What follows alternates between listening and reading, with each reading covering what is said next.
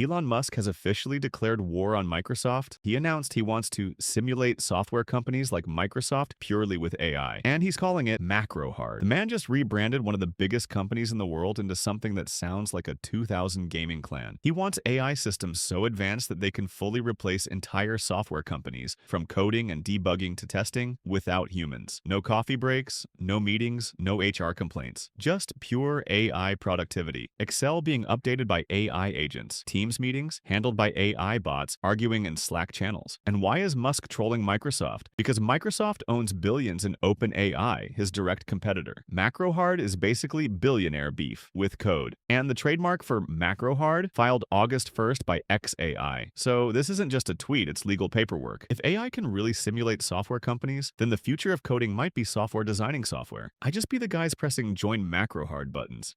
So, is macro hard just Elon trolling again, or the first step toward AI-only software industries? Microsoft is nervously sipping coffee and we're all just watching.